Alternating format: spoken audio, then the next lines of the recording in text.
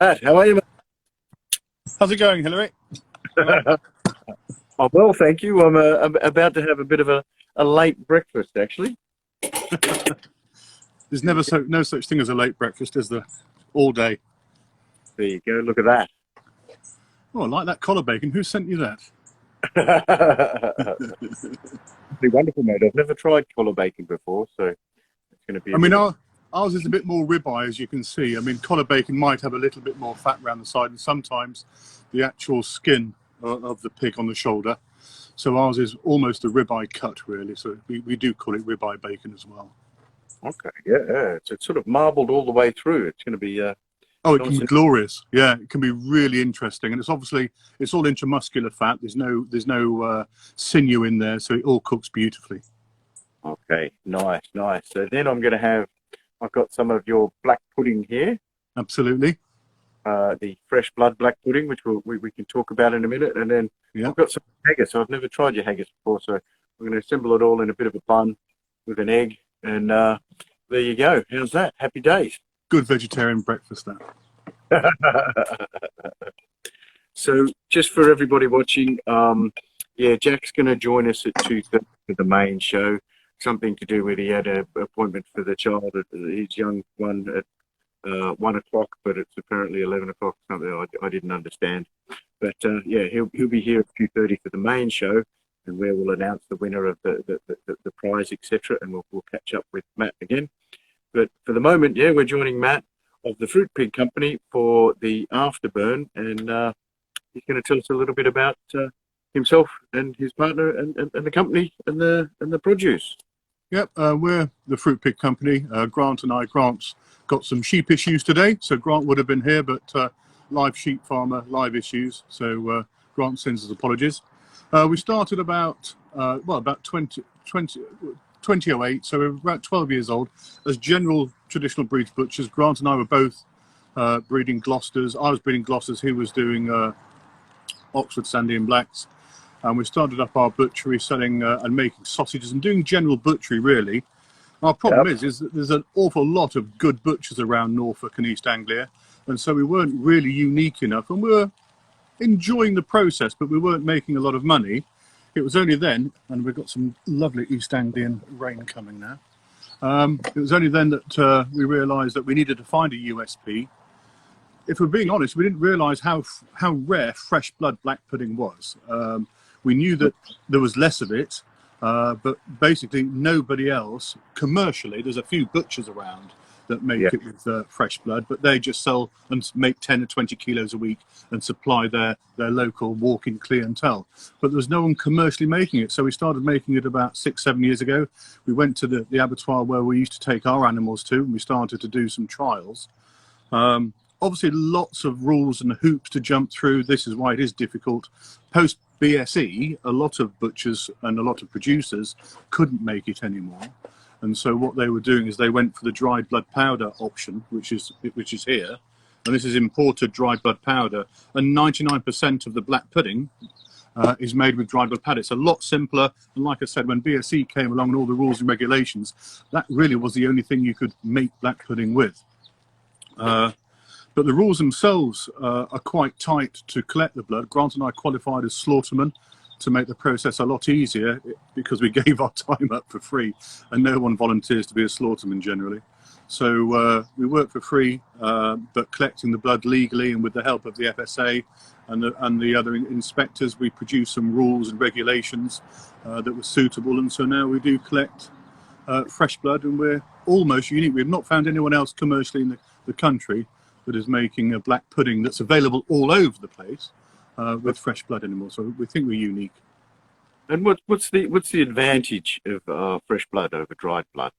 I suppose authenticity and a richness. I suppose that's it really. The advantage of making the dried blood is you can get up at 9 o'clock in the morning and mix it in a pan and go and have a coffee, whereas we work as slaughtermen at hideous hours, doing hideous things. And it's a rough job, it's a dangerous job. You know, there's a lot of rules and regulations just within the slaughter process, as a lot of people do know. So it's not the easiest task in the world, but it's our unique selling point. It's our USP. I do have some blood here, but I wasn't too sure whether I would show it to you. I think our audience would be interested to see what Would they like to see? Well, that's obviously the dried blood powder, as I said, that's imported, because that's not collected in the country. And that is, as you would expect, I suppose. Up a little bit more. Okay, it's quite a light colour. I was expecting it perhaps a little bit darker colour. We froze this down. We were working in the abattoir on Friday, but the rules with offal, and this is an offal, is you can't. Most meats have to be below 7 degrees before you can release it from an abattoir.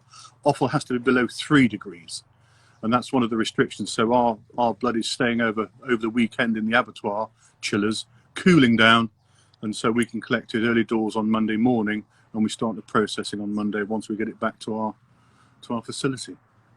Okay. So this was frozen down last week, so that we then thawed it out. But it does hold quite well. We mix it with a few spices, and that's why it stays a little bit more liquid. But lots of old butchers will tell you that they used to swill their hands in to pick up the finings of the black pudding before of the blood before they made it into black pudding. But we collect quite a bit now. We collect nearly 400 kilos a week because we do manufacture quite a lot of fresh blood. We've got a lot of lovely customers out there, and so we're producing well over 3/4 of a ton a week now. Okay. And then, so how long then is the process to make a black pudding? And is it, once you've collected the blood, is it just mixing it together and then refrigerating it, or is there a bit of a fermentation process? I don't understand it at all. Yeah, it's a top secret process. It's very technical. No, apart from the cooling down process, so harvest on a Friday, we'll call it harvest on a Friday, cools down over the weekend. We pick it up about 5 o'clock on a Monday morning from the abattoir. We then start mixing the black pudding in earnest, and a British black pudding, and ours is more of a Scottish with a good bit of barley in, but a British black pudding has a lot of cereal in, or has some cereal, and good pork fat in. That all gets mixed in with the spices that we use, and then what we find is we leave it overnight in the chiller to allow all the oats and the barley to totally absorb the mix. It sort of slightly firms up, and then we start pumping it into our casings the next day. And we produce either the large ones or the small deli ones, and we cook them. Has to cool overnight, so obviously cool down, and then we clean it, label it, and send them out. Okay. So it's relatively quick once you've gathered the raw. It's almost like a 6-day process, I think. In the end, once you've cooled it out, once it's out the cooker, it's at 80 degrees, so you can't really put that into a chiller bag and send it out. It's a bit too hot, so it has to cool overnight. So I'd say it's 4 to 6 days of a process from harvesting the fresh blood and then cooling the fresh blood down. Okay. Whereas obviously a powdered blood version, you'd mix it up in whatever size of vat or mixer you had, and you could be pumping it that afternoon and cooking it that afternoon and selling it out. So it's probably a lot faster and a cheaper process with the dried blood. Okay. Yeah. No. Well, I mean, I've been convinced with your black pudding since there was a gentleman down at the Smithfield Market that introduced it, a guy by the name of Stevie. I don't know if you. Yeah, I do know Steve. Longcroft and Old are our only wholesalers in London, in the Smithfield Market. Longcroft and Old. So no, they're very good lads, and we pop down to visit them, but obviously they close at 7:30, so it's a bit of a red-eye trip straight down to go and see them before they go to bed. Okay. Yeah. He's a bit of a gentleman. I keep trying to get him on the show here one time, but he's keeps a little bit shy, I think. Well, he's in bed by now, isn't he? He's halfway through his sleep, ready for the next day. But, yeah, they work hard down there, and I try and catch them at the end of the shift at about 6:30 in the morning. They're not really big into conversation, if I'm being brutally honest. They've been hard at it since about 10:30 that night. And to have a guy like me turning up, unless I turn up with coffee, they're not interested. Nice. So, just quickly, and I'll come back and I've got questions on the white pudding, but just quickly then, I've cooked up the collar bacon here, just straight on the plancha. Yep. I've got some of the haggis here, same thing, just on the plancha with a bit of oil, and the black pudding. So I'm going to put haggis, black pudding, and then the egg on top and enjoy that. Is there a right way or a wrong way to be cooking black pudding and or haggis, mate? Haggis is a different one because haggis doesn't normally hold together. Our haggis doesn't. Ours is a very meaty haggis. We use the offal from the same abattoir we work in, and so ours is quite a meaty. The more oaty haggis does tend to hold together, and you will see in Scotland they'll have good slices of haggis with the more oatier versions. So ours might fall apart a little bit, but we'll see how you go. It's all going down the same way anyway, isn't it, at the end of the day? I think grilling, as you're doing there, a little bit of oil, perfect.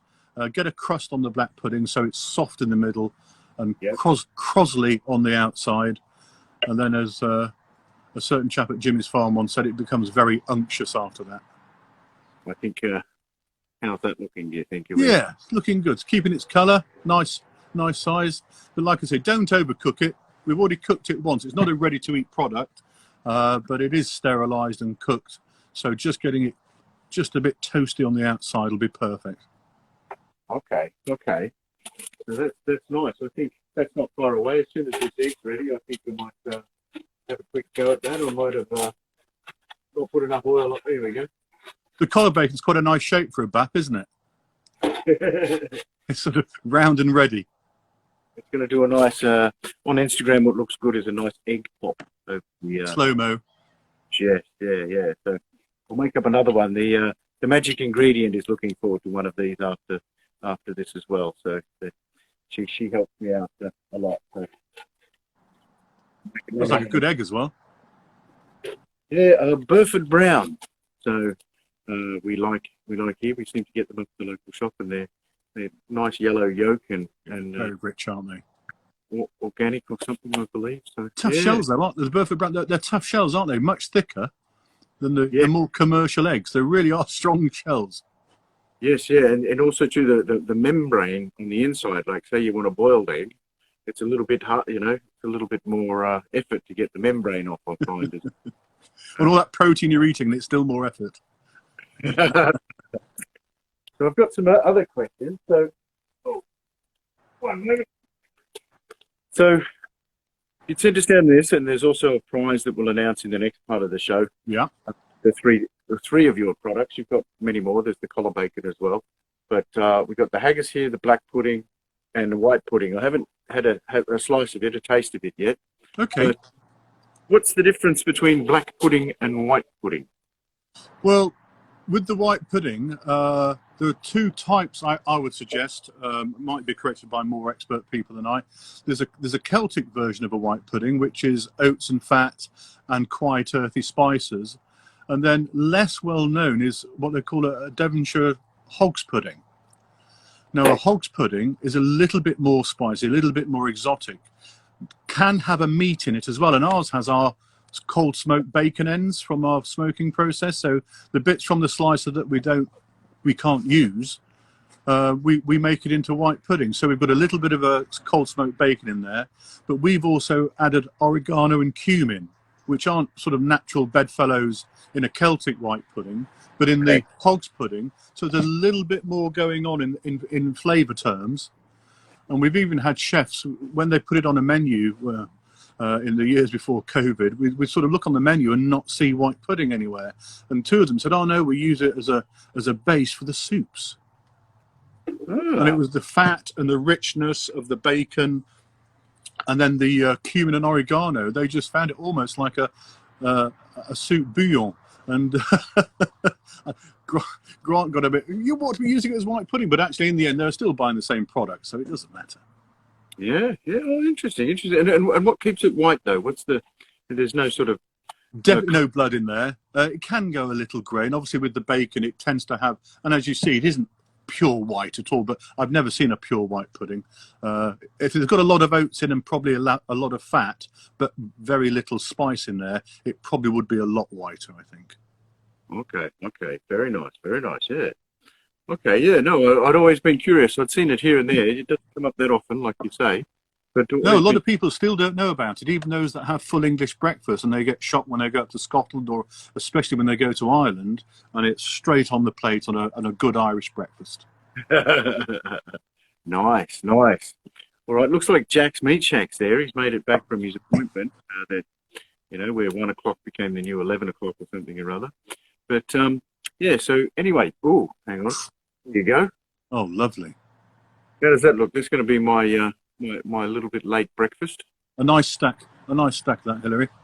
Yeah, that's going to be really delicious. I'm really going to enjoy tucking into that. And I love black pudding. I just think it's magic stuff, but I don't know why it's not common. No, we reckon about 60% of the public don't like black pudding and never will like black pudding, but that 40% that do like it are real passionate, whether they're regional, whether they prefer their Scottish local one. They're a pretty passionate bunch, and we do have a bit of banter, I must admit, with saying, what are you doing in Norfolk and East Anglia making fresh blood black pudding? And I was saying, well, we just happen to be doing it. I could understand. Yeah, it's an odd place for it to come from. I thought as well. But and then maybe one last question. Then you've got your haggis as well. That again is part of the prize. And I've got a little bit of it in here as well. So your haggis is, because you're from a different part of the country, does that make it a different type of haggis from the other parts of the country, or have you got a different recipe? Well, no, the recipe. Yes, some special Norfolkness in it. No, it's a good, honest haggis. A little bit more meat in it, so it's a little bit more gooey than the more commercial varieties, and we're proud of that. So no, it's a real rich haggis. The flavours are right up there, and it's a very, very popular haggis, and we make it and sell it all year round, Okay. which shocks me. But no, we have a growing following with the haggis. Oh, nice. Oh, well, I hope it goes well. There's a lot of days I remember. Obviously, I'm from Australia, and we had a TV show from here called The Goodies, and there was a lot of references to black puddings and haggises in there that, you know, until really being over here, I really never understood. But yeah. No, it has a real strong following, and again, it's a bit of a Marmite thing, haggis. But come January with Burns Night especially, and the shelves will be full. Okay, all right. Well, this is great. I think I'm going to tuck into this in a moment then. But thank you for filling us in on your black pudding, your white pudding, and your haggis, bacon. And Jack's around in a minute, so at 2:30 we'll start the main show, and then we'll have a chat again at about 2:40 to announce the winner of the prize. Yeah, I'll dry the rain off my glasses, and I'll be ready. I don't think, you can't see it, can you? It's only a little bit of light East Anglian drizzle. No, it was sunny there before. It's overcast here. It's not too bad. It's quite warm actually too. So. I've probably got all the rain over here. Then we need it here.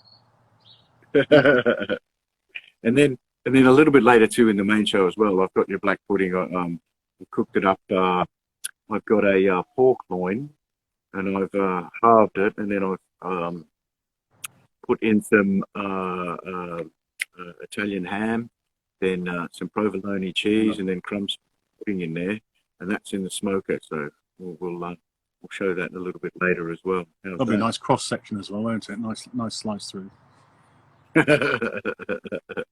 But I hope I do justice to your pudding, mate, and I hope I've cooked it right and I done think the right. I think you have. It looks good from here. All right. Well, thanks again, and catch up with you soon again. Thanks, Matt. And, Talk to you soon. Thanks. See you later on. Cheers, mate. Bye bye.